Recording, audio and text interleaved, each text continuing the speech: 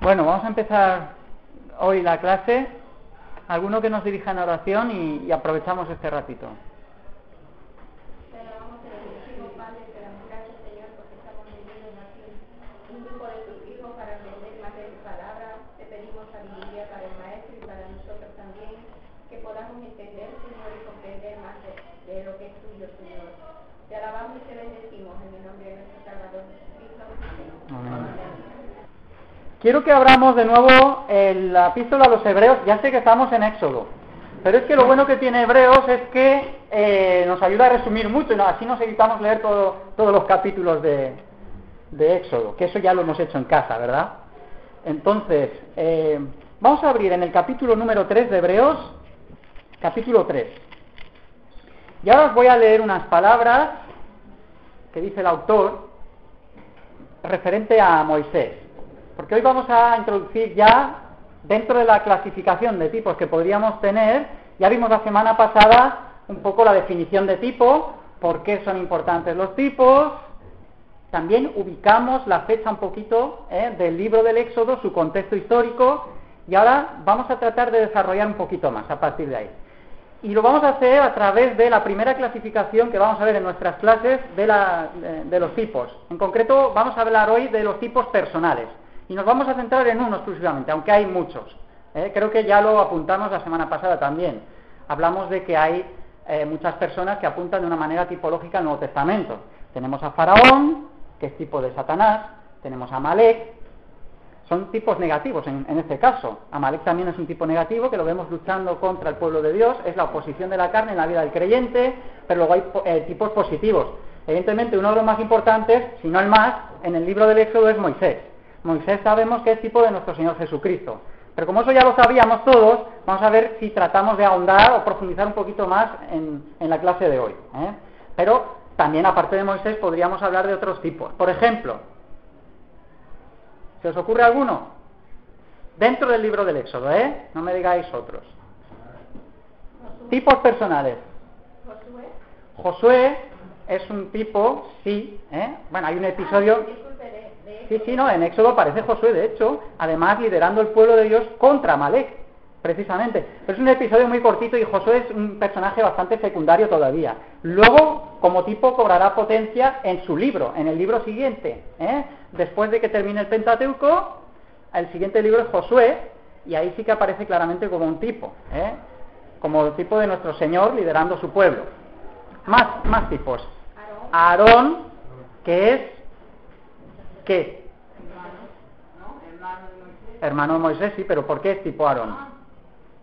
Porque era uno de los primeros sacerdotes de esa verdad. No, es el primer sumo gran sacerdote del pueblo de Dios. Y como sumo gran sacerdote, pues evidentemente apunta de una manera tipológica al sumo sacerdocio de nuestro Señor Jesucristo, que además es uno de los temas que aparecen en la epístola a los Hebreos, precisamente. Es muy útil tener abierta la epístola a los Hebreos, por eso en estas dos primeras clases nosotros estamos yendo a Hebreos directamente. Porque ahí se nos presenta a nuestro Señor Jesucristo como gran sumo sacerdote, y además como la realidad a la que el mismo Aarón apuntaba, como sombra o como tipo, ¿de acuerdo? Pero bueno, lo que nosotros vamos a hacer, también podríamos apuntar a María como profetisa, que aparece en el libro del Éxodo, y nuestro Señor Jesucristo es el gran profeta. Nuestro Señor Jesucristo es el gran profeta, el gran sumo sacerdote, también el gran rey, el rey de reyes. Estos son tres oficios que aparecen asociados a nuestro Señor Jesucristo, pero de manera tipológica se apuntan a través de diversos personajes del libro del Éxodo, por ejemplo. Ya hemos visto el caso de Josué, por ejemplo, el caso de Moisés, que es el gran profeta del Antiguo Testamento, o María, su hermana, que también actúa como profetisa, o el caso, por ejemplo, de Aarón como gran sumo sacerdote. Pero nosotros nos vamos a detener hoy, yo os invito a que nos centremos, nos esforcemos en profundizar en la figura de Moisés, porque es una figura muy importante. Y no vamos a agotar el estudio de Moisés, evidentemente, ahora en los pocos minutos que vamos a tener en nuestra clase. Pero sí vamos a, por lo menos, sacar material, refrescar ideas e intuir otras que nos pueden invitar a nuestro devocional con el Señor, pues profundizar más. Moisés es tipo de nuestro Señor Jesucristo. Ahora la gran pregunta es, ¿por qué? ¿Por qué es tipo de nuestro Señor Jesucristo?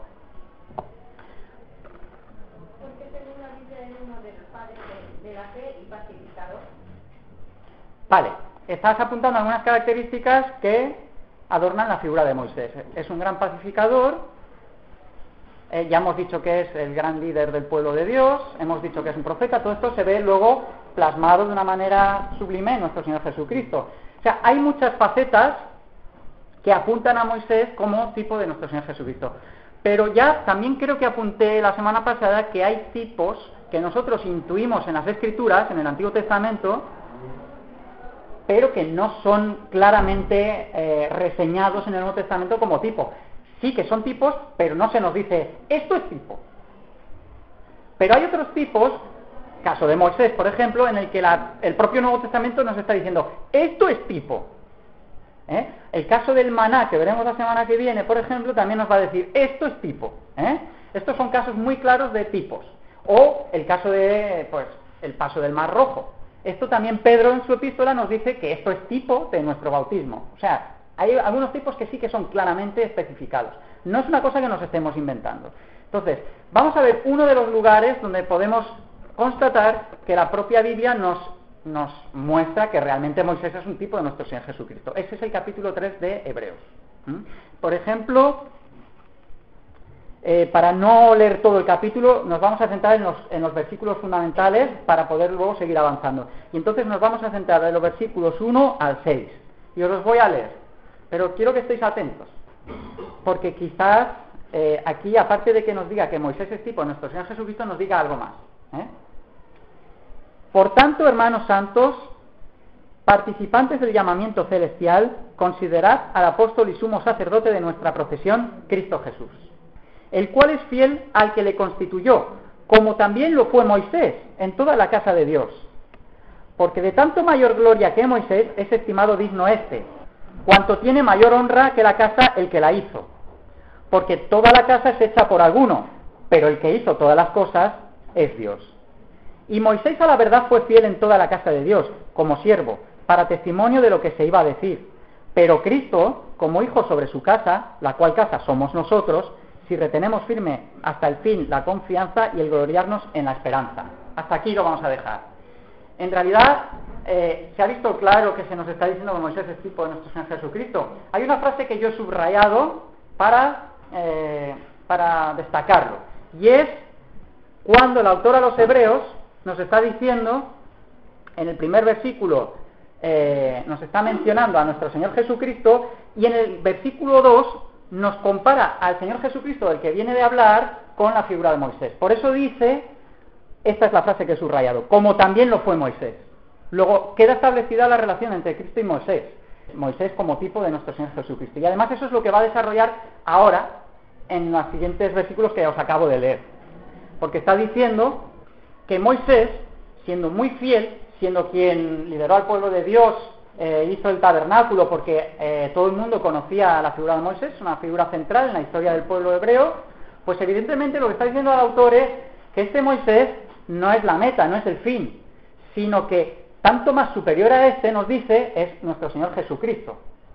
Por tanto, está claramente diciendo que Moisés no es más ni menos que una sombra o un tipo. Esa es la idea que se recoge. Luego aquí queda claramente marcada en las Escrituras la figura de Moisés como tipo de nuestro Señor Jesucristo. Pero además dice más, dice que apuntando al pueblo y apuntando a la casa, pues que la relación con Moisés y la casa de Dios, es decir, la relación entre Moisés y el pueblo de Israel, también es una relación tipológica, que apunta a la relación de Cristo con la Iglesia, la cual, o sea, la casa a la que apuntaba el Israel del Antiguo Testamento, apunta como tipo a la Iglesia que somos nosotros. Luego en las Escrituras aquí también se nos está diciendo otro tipo que aparece en el libro del Éxodo, y es el pueblo de Israel. Ese que estaba esclavo de Faraón en Egipto.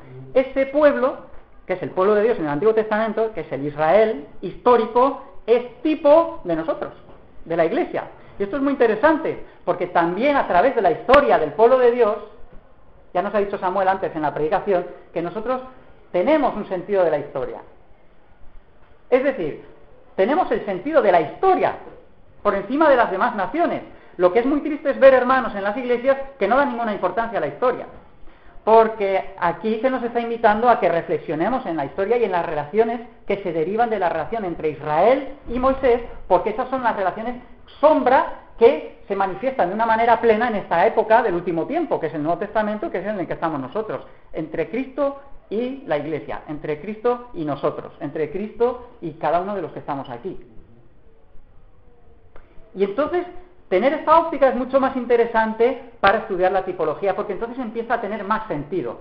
No vale ya solamente el que nosotros sepamos que Moisés es tipo de Cristo, porque lo siguiente que nos podemos preguntar es, bueno, ¿y a mí qué? ¿En qué me afecta eso? Es decir, Moisés es tipo de nuestro Señor Jesucristo porque él lideró al pueblo de Israel. Bien, eso ya lo sabemos. Moisés es tipo de nuestro Señor Jesucristo porque él intercedió delante de Dios por su pueblo, por el pueblo de Israel, cuando éste pecó. Las muchas veces que pecó. Bien, eso ya lo sabemos. Pero ¿eso en qué me afecta a mí? ¿Por qué el Señor insiste tanto en su palabra en la ilustración que nos plasman los tipos en el Antiguo Testamento? ¿Por qué los apóstoles utilizan tanto, sobre todo Pablo y Pedro? Leos la primera epístola de Pedro y veréis cómo el lenguaje, desde el primer capítulo, es claramente un lenguaje que no se entiende si no conocemos el libro del Éxodo. Porque Pedro no hace más que hablar de peregrinaje, nuestro peregrinaje. Pues habla de, todo nos evoca al desierto y a la andadura del pueblo de Israel en esos 40 años de historia que tuvieron por allí hasta que llegaron a la tierra prometida. Es decir, todo el lenguaje de Pedro se filtra a través de este lenguaje del Éxodo, de los tipos. Entonces, ¿por qué es importante que nosotros sepamos que Moisés es tipo de nuestro Señor Jesucristo? Porque nosotros estamos conectados con Moisés. ¿Y de qué manera estamos conectados con Moisés? Pues un poquito ya se intuye con lo que os acabo de leer en la epístola a los Hebreos.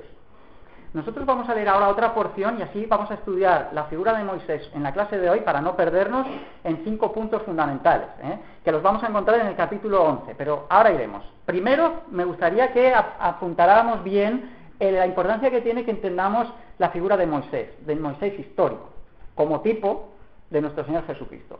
¿En qué manera a mí me ha enriquecido, me ha permitido crecer en mi vida espiritual el hecho de conocer la figura de Moisés y qué es lo que se deriva para mí? ¿En qué me cambia a mí eso? Eso es una cosa a la que cada uno deberíamos de ser capaces de dar respuesta ahora mismo. ¿Por qué me interesa conocer lo que las Escrituras tienen que decirme acerca de la figura de Moisés? Es otra forma de preguntarlo. ¿Hay una relación? Porque puede ser que no la haya. Sencillamente es que el Señor quiere que tengamos una culturilla general de la historia. Y ya está. ¿Es posible eso? Moisés hizo milagros, ¿no? ¿Eh? Más o menos hizo. Sí, hizo milagros, pero ¿y eso a mí? No fueron milagros, pero hizo. El Señor le decía, haz esto, tira la vara. Sí. El Señor le dijo, haz lo de la niebla. Se hizo lo de la niebla, levanta las manos. Bueno, pero a ver, ya nos estamos yendo por los cerros de Úbeda. A ver, eso tiene relación con lo que estoy preguntando. Si lo tiene, tenéis que desarrollarlo. Sí. ¿Qué relación hay entre Moisés y nosotros? Es que el Señor, Moisés, hizo lo que el Señor le mandaba. Yo creo que nos debía de afectar a nosotros eso. Vale, bueno, ya empezamos a ver cosas más centradas. Estás diciendo que Moisés hizo lo que el Señor le marcaba, vale, y eso a mí, falta la segunda parte, ¿qué? Bueno, entonces estamos apuntando ya, menos mal, estamos apuntando a un aspecto de la utilidad de la tipología, es el aspecto didáctico, digamos, ¿vale? Son ejemplos que nosotros somos llamados a reproducir. Es un modelo a seguir, vale, entonces los tipos, vamos a ver si puede valer esta frase. Los tipos nos sirven a nosotros como una guía, como un ejemplo para que nosotros los reproduzcamos en nuestra vida. De hecho, hay algunos textos en el Nuevo Testamento que apuntan a esta idea. No es la única utilidad que tienen los tipos, pero ya al menos hemos sacado entre todos una. El aspecto de ilustrativo de la enseñanza. Vale. Vamos a buscar, por ejemplo, Primera de Corintios 11:1. Y alguien que busque Efesios 5:12. Ser imitadores de mí, así como yo de Cristo. Vale, ¿quién lo está diciendo? No es Moisés, es Pablo. Y Pablo está diciendo, sed imitadores de mí. ¡Qué creído!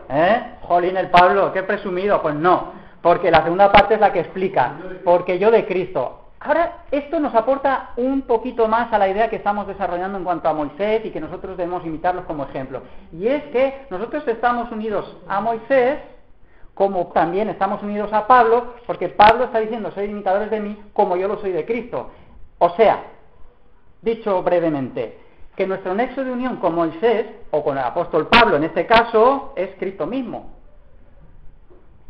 Nosotros no imitamos a Moisés, nosotros imitamos a Cristo, el cual Moisés andaba en sus pasos. Esto se entiende. Por tanto, hay un interés directo entre Moisés y nosotros a través de Cristo, ¿vale? Vamos a buscar, por ejemplo, Efesios, ¿cuál es la otra cita que he dado? 5:12. Porque vergonzoso es aún hablar de lo que ellos hacen en secreto. No. Vale. Ya sé lo que pasa. No es, fijaos cómo son las cosas. No es 5:12, es 5:1-2. Que eso, si le quitas el guión, es un 12, pero no. Es 5, el 1 y el 2. Sed pues imitadores de Dios como hijos amados. Y andar en amor como también Cristo nos amó. Y se entregó a sí mismo por nosotros, ofrenda y sacrificio a Dios en olor fragante. Vale, suficiente. Ahora casa más, Sí. La idea es la misma que hemos leído en Corintios. Está diciendo otra vez Pablo, sed imitadores de Dios, en este caso ya va directamente, sed imitadores de Dios como hijos amados, y andad en amor como también Cristo nos amó y se entregó a sí mismo por nosotros, ofrenda y sacrificio a Dios en olor fragante. Es decir, el llamado a la imitación es a Dios mismo. Lo que pasa es que Dios quiere que le imitemos a través del ejemplo que nos ha dado a través de sus siervos. En este caso, pues hemos leído en Corintios a Pablo, o en el caso de, ya que hablamos de tipología en el Antiguo Testamento, en el libro del Éxodo, a través de Moisés. Creo que está bastante desarrollado. Os voy a leer una última cita, que esta es la de Hebreos 6:12, que nos dice, a fin de que no os hagáis perezosos, sino imitadores de aquellos que por la fe y la paciencia heredan las promesas.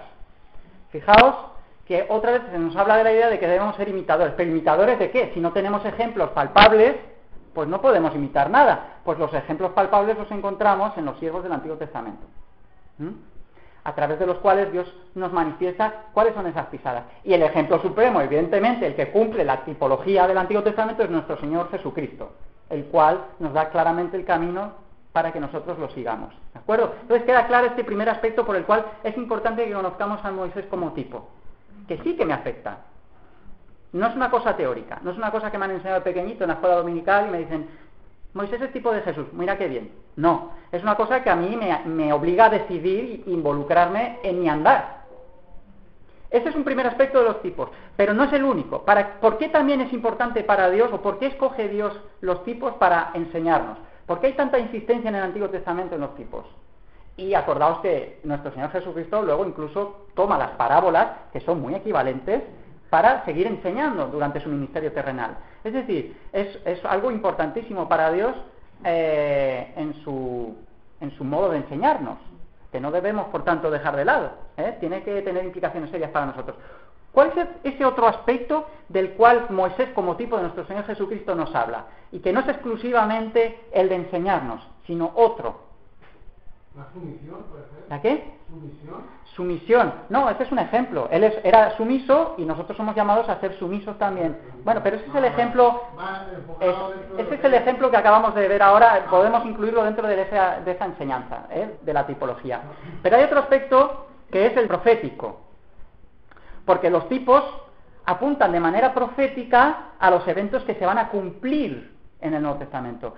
Una de las características de la tipología de la Biblia, en la Biblia, es que se basa en hechos reales, históricos, pero que no ¿cómo lo podemos expresar? De una manera final, no se acaban en su propio tiempo, no culminan ahí, sino que apuntan a algo que está por cumplir. Luego, en verdad, es un aspecto de la profecía que está incluido a través de los tipos. Es decir, los tipos son una especie de profecía también, no solo cuando los profetas hablan, sino también estas personas, caso de Moisés, por ejemplo, o estos eventos, o estos objetos, o estas festividades que son tipos que vamos a estudiar en el Éxodo, son también profecías, en cierto sentido, que apuntan a realidades que se van a cumplir en el Nuevo Testamento. Y como profecías, tienen una triple dimensión, que esto también es muy interesante. Ahora, en concreto, en la figura de Moisés lo vamos a ver. Tienen un aspecto que algunos autores llaman preterista,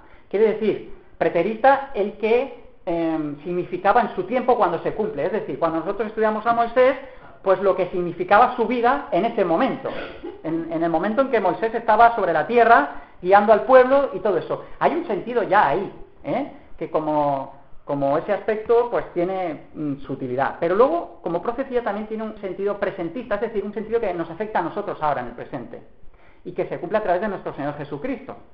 Ese aspecto presentista, pues es el aspecto en el cual se encarna, digamos, esa profecía en nuestro mismo Señor Jesucristo, el cual está presente ahora en medio de nosotros. Por tanto, ese es un aspecto de la profecía que ahora se está cumpliendo. Ya sabemos que Moisés no está, pero ese aspecto al que él apuntaba profético, ahora se está cumpliendo todavía. Ahora vamos a ver muchos eventos de la vida de Moisés que se cumplen en la figura de nuestro Señor Jesucristo, y luego hay un aspecto futurista en la profecía, y por tanto en la vida de Moisés, que está por cumplir todavía. Es decir, hay un aspecto que se ha cumplido, otro se está cumpliendo, y el siguiente está por cumplir todavía. Y esto también nos afecta a nosotros. Debe alimentar nuestra esperanza.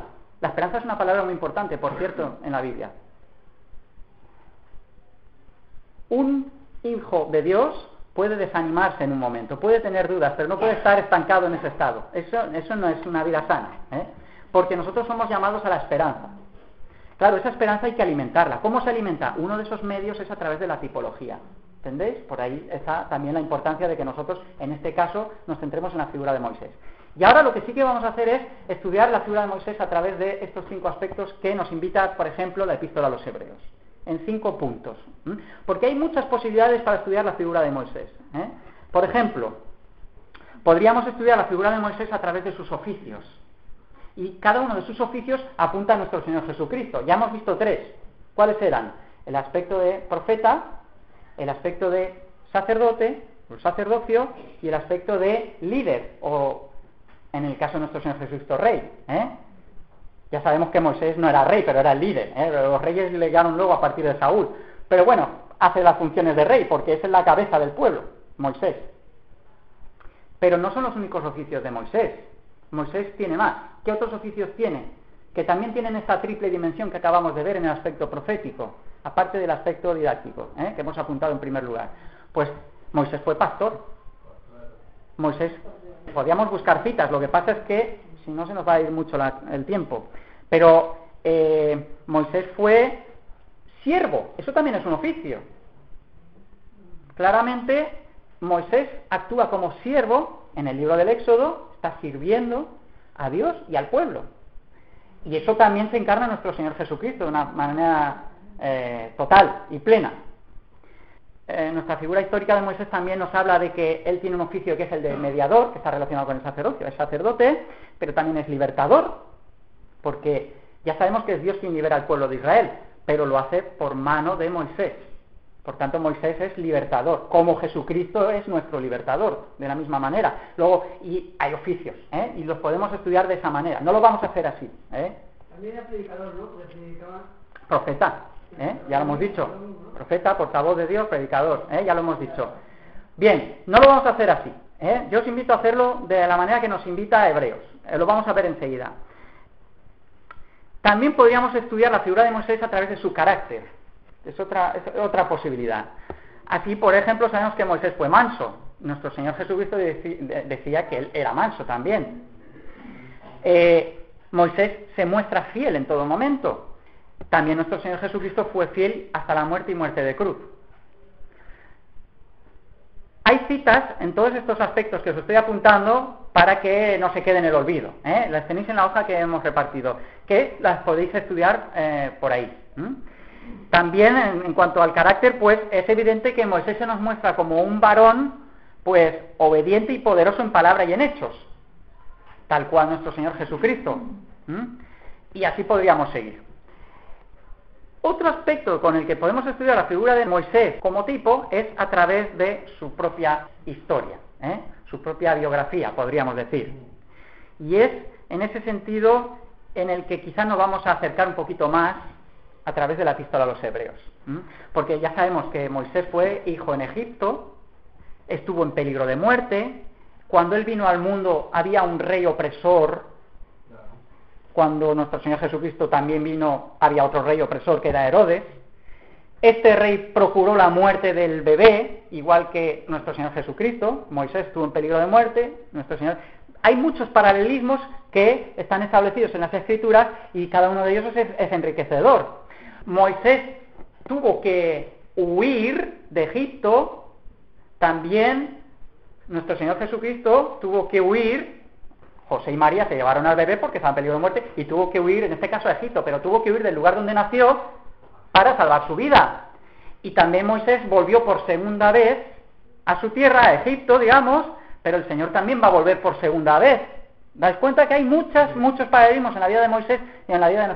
Todo esto no es casualidad. Esto no se puede aplicar, como yo decía, del cuento de Blancanieves. Blancanieves no es tipo de nada, porque no existen estos paradigmas. Primero porque no se basa en hechos históricos, que es una de las características de los tipos. Y luego porque no existen estos paralelismos que nosotros podemos casar perfectamente en la historia bíblica en el caso de la figura de Moisés.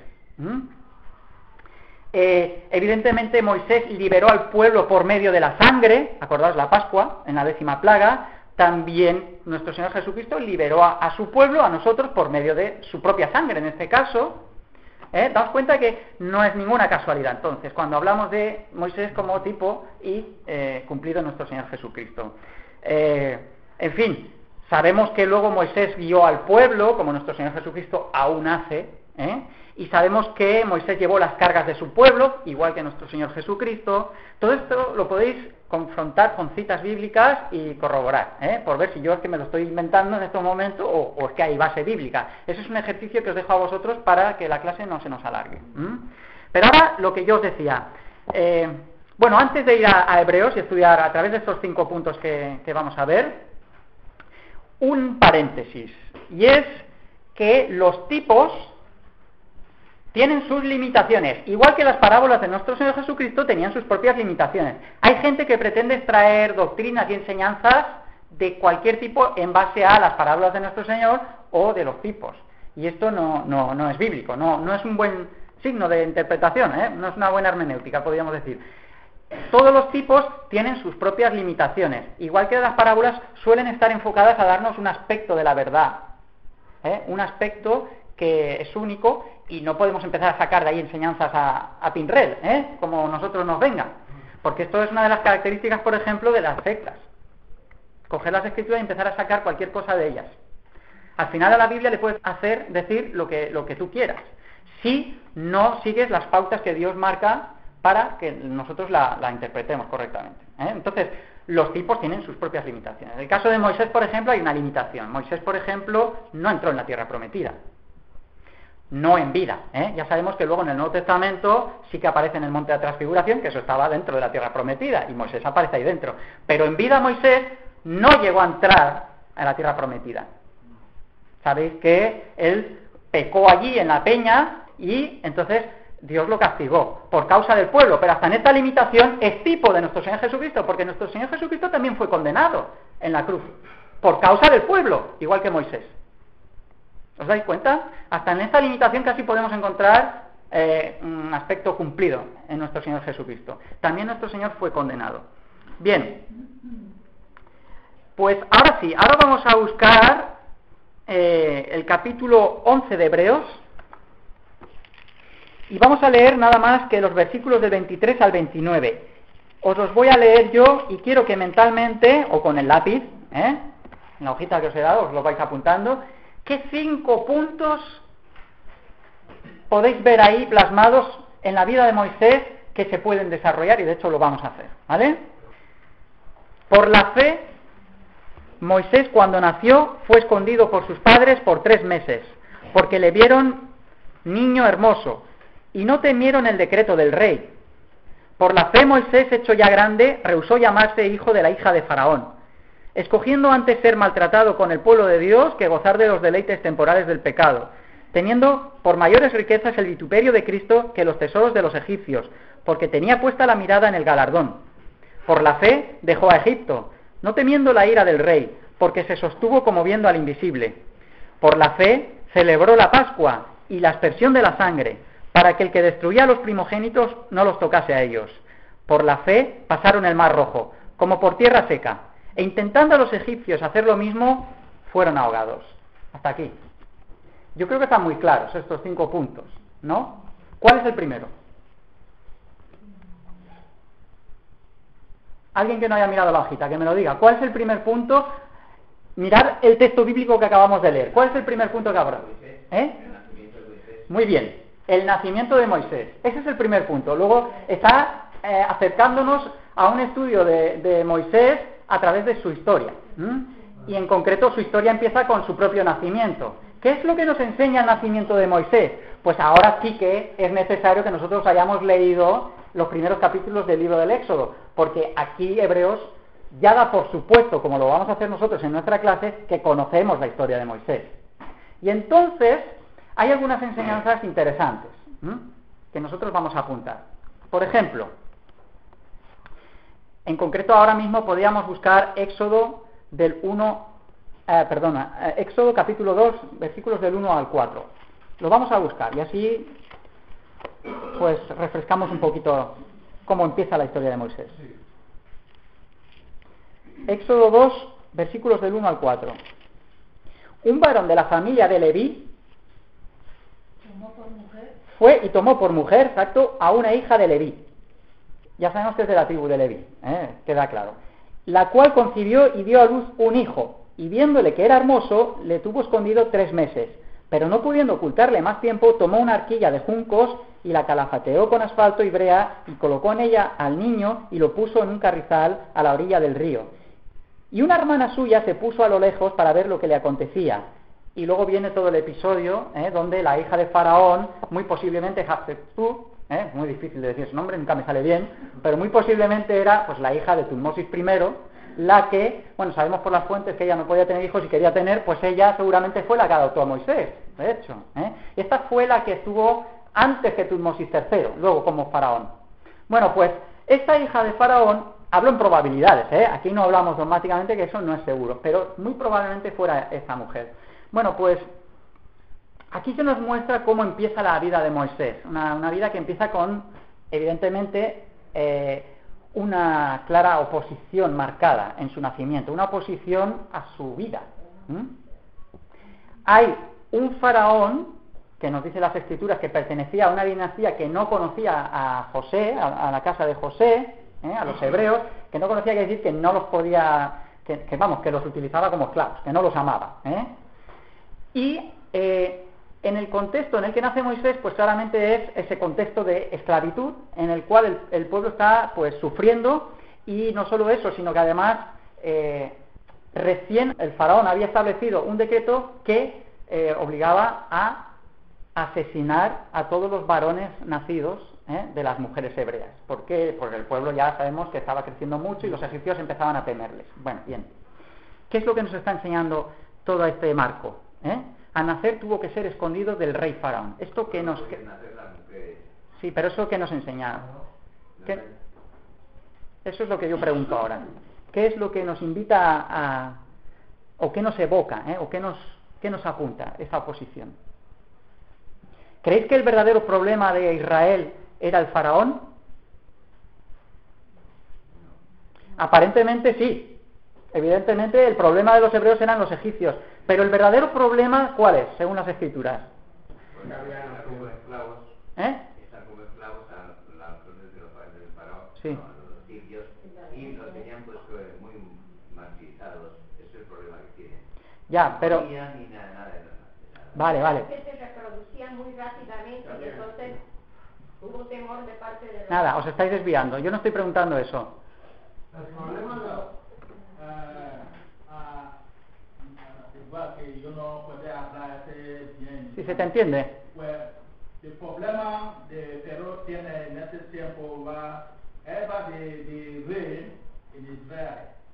Moisés va nació. Entonces cuando oído cosas de Moisés, por eso él no quiere otra rey que lo viene a través de él. Ya, una amenaza de otro reino que se le está formando dentro del reino. Bien, vale, pero ese es un problema político, quizás, de interpretación, pero no ese es el problema real del pueblo de Israel. El verdadero problema del pueblo de Israel es Satanás. Es Satanás. Porque el faraón no es ni más ni menos que una marioneta. Y ese es el problema que hay en el mundo. Realmente nosotros nos pensamos que el problema es político, pero no es político. No es el problema de que Israel estaba creciendo mucho y entonces los egipcios empiezan a tener miedo de ellos. Ese no es el problema. El problema es que Satanás está empeñado en destruir el pueblo de Dios. Entonces utiliza al faraón, por la figura más poderosa del tiempo, para destruir el pueblo de Dios. Y ese es un problema que persiste. Por eso es interesante para nosotros. Ahora ya sabemos que el faraón no es ningún problema para nosotros, pero el problema real sí que sigue siendo un problema real para nosotros, valga la redundancia. El problema real de aquella época sigue siendo un problema real en nuestro tiempo, porque ese problema es Satanás. Así es que el momento en el que nace Moisés, el cuadro que nos dibuja el libro del Éxodo es un cuadro de un mundo dominado por Satanás. Y el pueblo de Dios está siendo sometido a ese poder, que se manifiesta en Faraón y en los egipcios, pero se manifiesta. Pero tú quitas al faraón y Satanás se buscará otros medios para seguir sometiendo en ese marco de dominio al pueblo de Dios, que es lo que de hecho hace todavía hoy. ¿O creéis que nosotros no tenemos algún faraón que pretende dominarnos? Ahí está la respuesta a la primera pregunta que dices tú, ¿y quién nos afecta? Ahí está parte de la respuesta, no toda, parte de la respuesta. Entonces, si nosotros entendemos ese marco y que el verdadero problema de Moisés, o de los padres de Moisés en este caso, es un problema espiritual, nosotros empezaremos a ver la historia de Moisés bajo otra óptica, que es la que la Biblia nos conduce. Y en concreto, fijaos dónde casa esta narración de la vida de Moisés, estos 5 puntos que vamos a ver. Cuando nos habla el autor de los Hebreos de Moisés, está hablando en el contexto del capítulo de la fe, el capítulo de la fe, no el capítulo de la política internacional, ni de la historia de las relaciones entre naciones, ni nada de eso. Está hablando en el contexto de la fe. Y en el contexto de la fe entonces nos introduce la vida de Moisés. Esto es lo interesante para nosotros. Porque si no, solo interesaría a la parte de la clase que le gusta la historia. Yo me incluiría en ella. Pero no dejaría de afectar, o sea, no afectaría por ello necesariamente a nuestro desarrollo espiritual, y a nuestra relación con el Señor. Pero como resulta que eso debe ser así, pues nosotros tenemos que adoptar esa óptica que es la que nos está indicando el autor de los Hebreos. ¿Vale? Entonces, si ya entendemos que la oposición es satánica, ¿qué es lo siguiente que aprendemos? Pues lo siguiente que aprendemos es que los padres de Moisés, que eran hombres de fe, no se lanzan del pináculo del templo, que es algo muy típico oír en todas las épocas, ¿no? No dicen, Dios proveerá, ya salvará a Moisés. No hace eso. No se lanzan inconscientemente en la buena fe y en el misticismo. No. Son astutos y se las ingenian para esconder al bebé. Y cuando ya no pueden al cabo de 3 meses esconderlo más tiempo, son otra vez astutos y hacen un arca. Es la primera arca que va a aparecer en el libro del Éxodo. La segunda va a ser la del tabernáculo. Pero este arca es la que va a contener, por cierto, la segunda arca que aparece en la Biblia. La primera es la de Noé. Hay 3 arcas en el Antiguo Testamento. La de Noé, la de Moisés y la del tabernáculo. La del tabernáculo de Moisés. Pero bueno, la idea es que los padres lo que hacen es movilizarse a la acción, otra cosa que nosotros tenemos que hacer, y confiar después en Dios.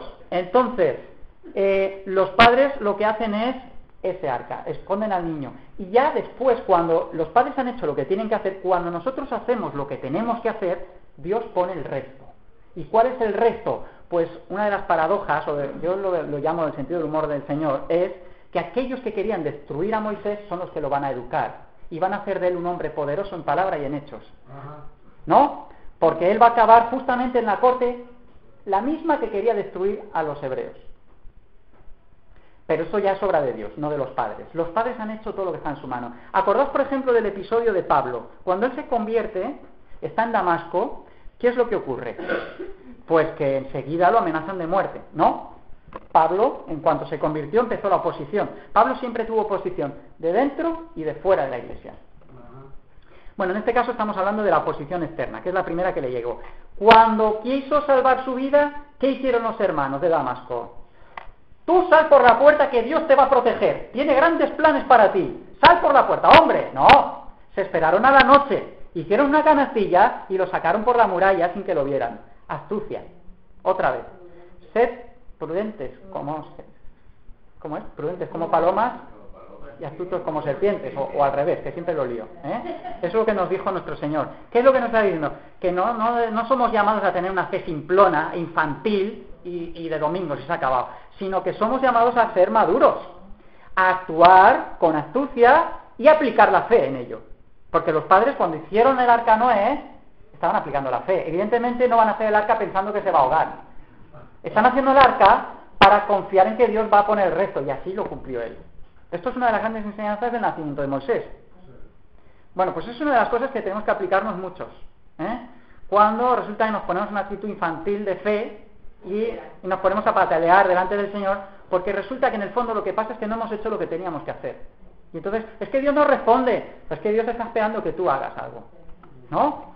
Bueno, pues esa es una de las grandes lecciones que yo por lo menos extraigo del nacimiento de Moisés, pero hay algo más, y es el hecho de que, a pesar de la oposición satánica que hay en el nacimiento de Moisés, Dios cumple sus planes.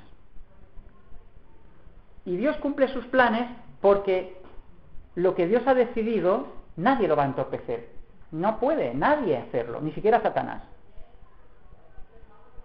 Y es más, el mal de Satanás, Dios lo va a utilizar para nuestro bien. Es lo que le pasó a Moisés en su nacimiento con Faraón. Por tanto, vemos a un Moisés que es perseguido desde que nació, luego cuando va a ser más mayor va a volver a ser perseguido, y sin embargo los planes de Dios de rescatar a Israel no van a ser impedidos. Eso a pesar de la tozudez y de la mentalidad del propio pueblo hebreo, que era duro de servir, nos dice la palabra. Pues a ver cómo creéis que somos nosotros. Y a pesar de eso, Dios va a cumplir su palabra en nuestras vidas. Una de las cosas por las que lo sabemos es a través de la tipología del Antiguo Testamento y de la historia del pueblo de Israel.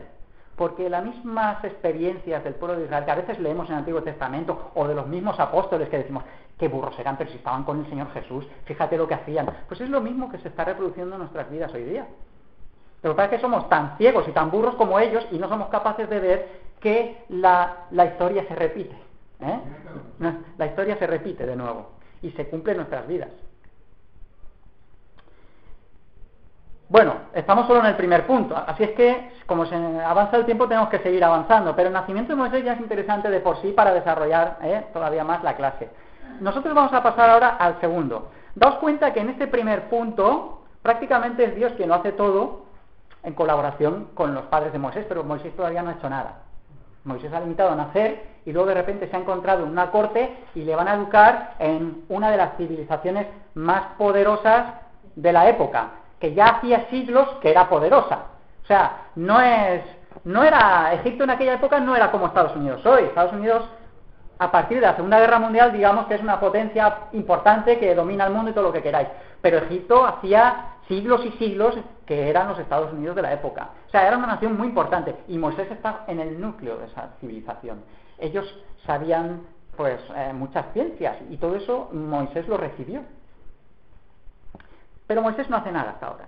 Ahora el segundo punto va a contrastar en este sentido, porque ahora es Moisés el que tiene que decidir. El segundo punto, ¿qué nos dice?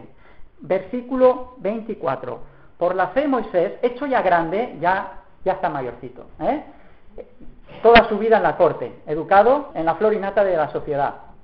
Pero ahora llega un momento en el que por la fe Moisés, hecho ya grande, rehusó llamarse hijo de la hija de Faraón. Es decir, esta no es una fe teórica. La fe de Moisés le llevó a decidir. Y esa decisión implicaba el renunciar. La gran pregunta es: ¿a qué hemos renunciado nosotros? Para seguir a nuestro Señor Jesucristo. Porque nuestro Señor nos dice que no se puede servir a dos señores. Y no podéis estar en el mundo y estar en el cielo a la vez. No podéis tener un pie en cada sitio. Nosotros andamos en este mundo, pero nuestros ojos tienen que estar puestos en nuestro Señor. Tenemos que rehusar también nosotros como hizo Moisés. Hechos 7:23. Aquí es Esteban el que está hablando, y cuando habla de Moisés, ¿sabéis lo que dice?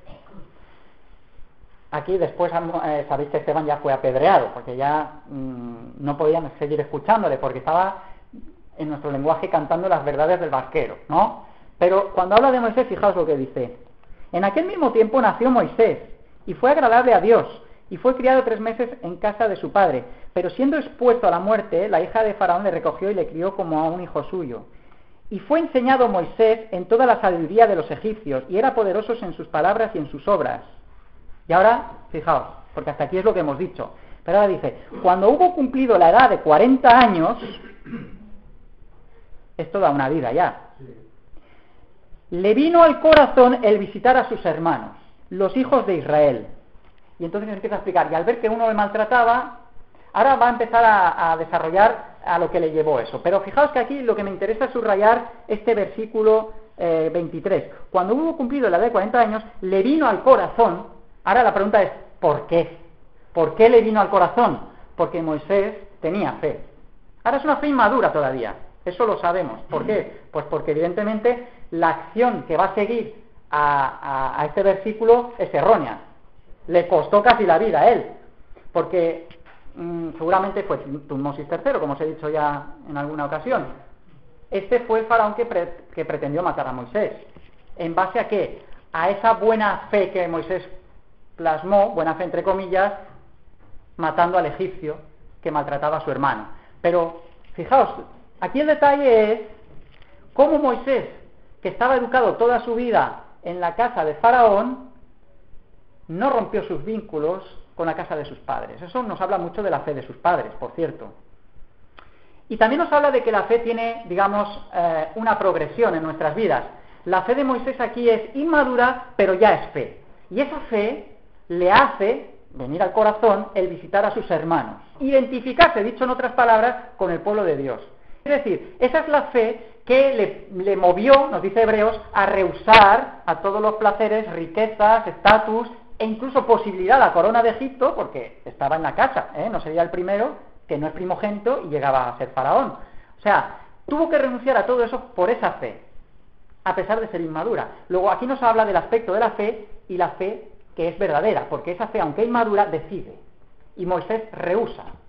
En el momento que está matando a aquel egipcio, se está identificando con el pueblo de esclavos. Y él está rehusando implícitamente a su posición. Se está exponiendo, tanto que se expuso que la cosa se oyó y él tuvo que huir. Es una fe inmadura, ¿por qué? Porque la acción que él cometió no es la que Dios le dijo que hiciera.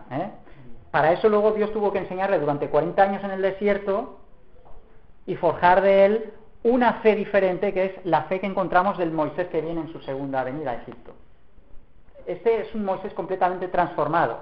Y de ser un príncipe, pues ahora viene hecho un pastor, un humilde pastor de ovejas que sabe mucho de ganado porque ha estado 40 años con él. Pero ese aparentemente estéril periodo ha servido para que la fe de Moisés cobre profundidad, madurez, y se dé cuenta de que matar al egipcio no era la solución.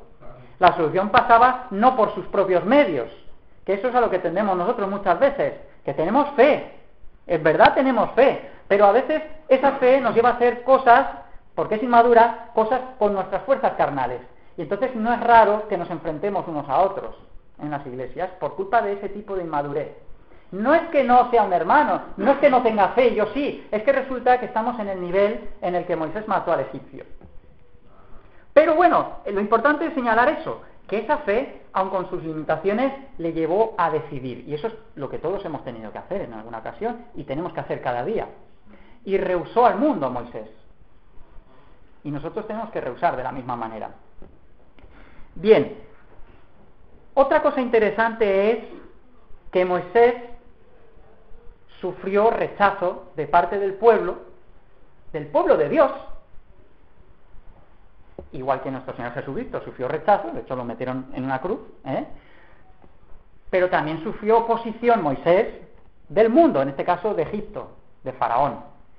Moisés sufrió por los dos sitios la oposición, igual que nuestro Señor.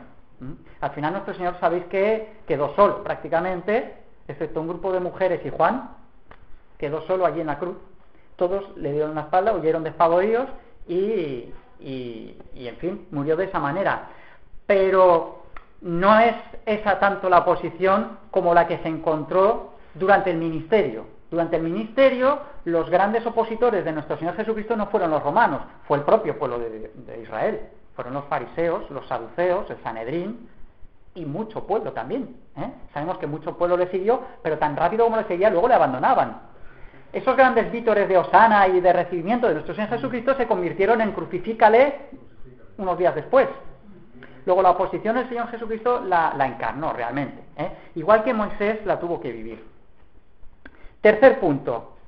Tenemos que ir avanzando porque fijaos que se nos echa la hora encima. El tercer punto lo encontramos en el versículo 27.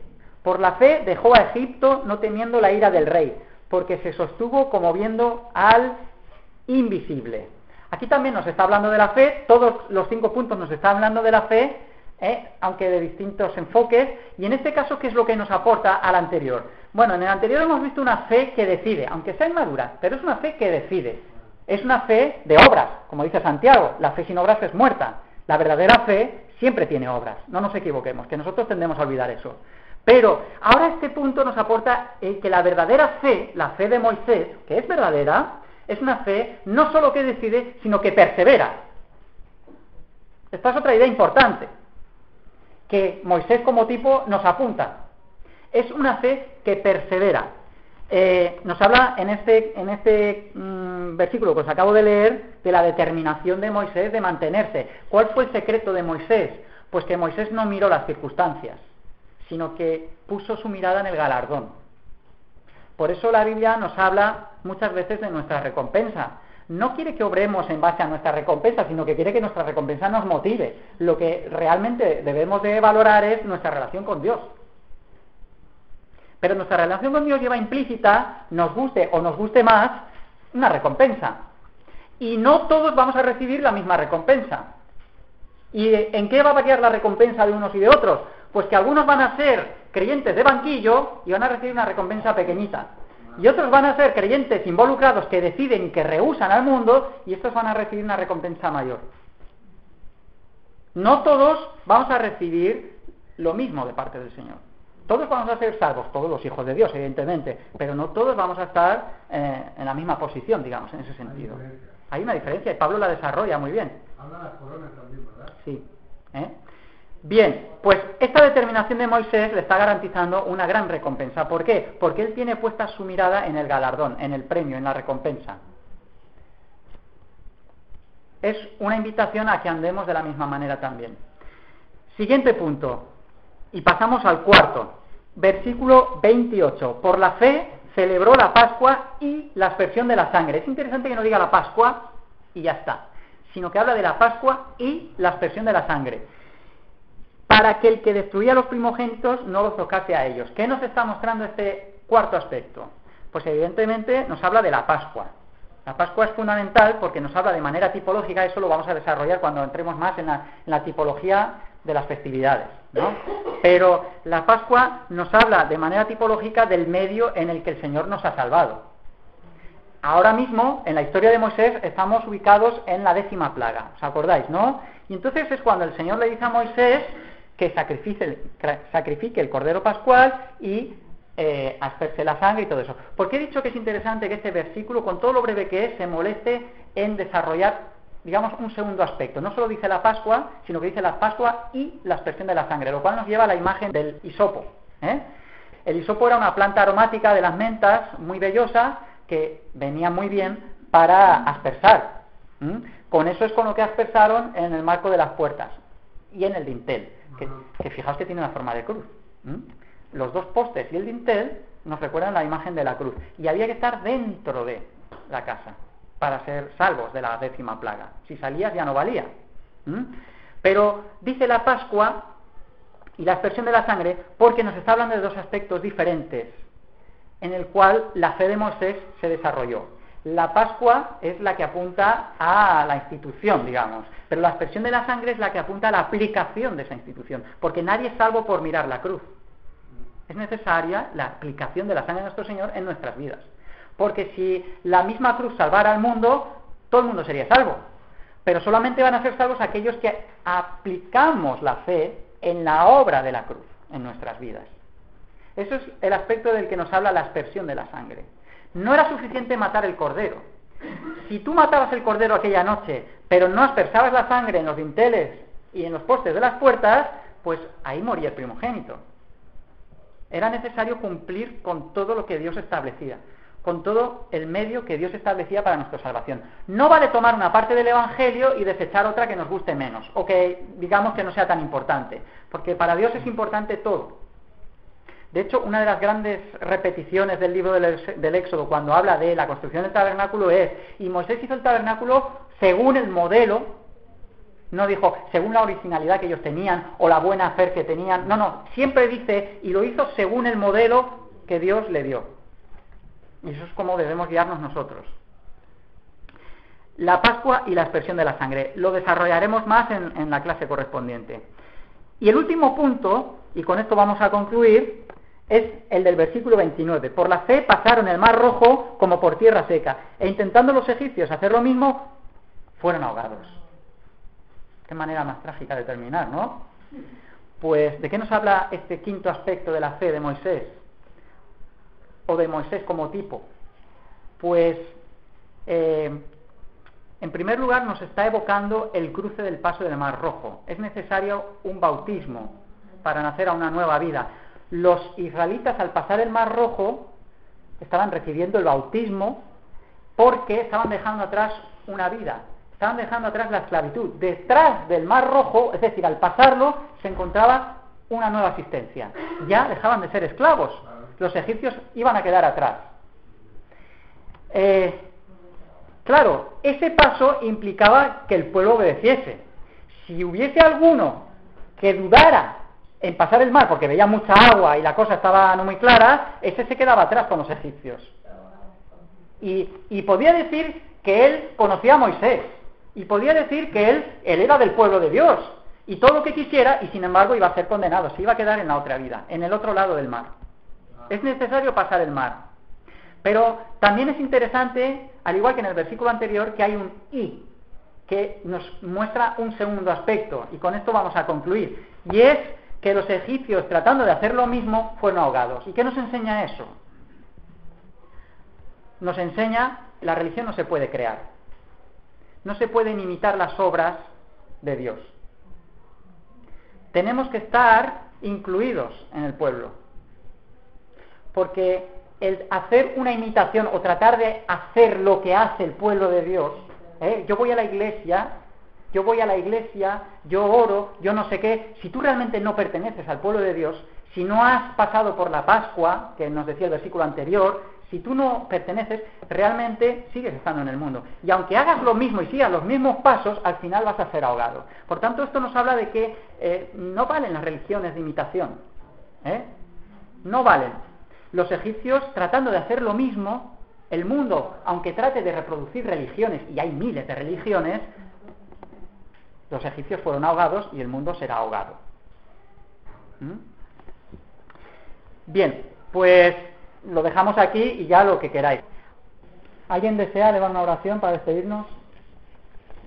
No, Padre, te damos gracias, Señor, por este tiempo que nuestro hermano Robert, Señor, nos ha dirigido, Señor, nuestro Maestro. Pido, Señor, que podamos seguir firmes aquí, Señor, a tiempo, llegando en la hora que corresponde para poder aprovechar, Señor, bien el tiempo como a ti te parece, Señor. Gracias, Señor, porque por la enseñanza que hemos recibido, te pido, Señor, lo podamos plasmar en nuestras vidas, sabiendo que tú quieres que nos integremos, Señor, que tú no quieres religión, sino que quieres devoción. Te pido, Señor, que obres en nuestras vidas y podamos seguir creciendo, Señor, y ir aplicando conforme, Señor, a tu palabra y a tu voluntad. De tal manera, Señor, que podamos ser plenamente gratos a ti, Señor, y recibir ese olor fragante que a ti te agrada como verdaderos hijos tuyos. Llévanos con bien a casa, Señor, bendice a todos los que están acá, que se interesen, Señor, por seguir esta escuelita y seguir creciendo. Te pido todo esto en el nombre de nuestro Hijo Jesucristo. Amén. Amén, amén.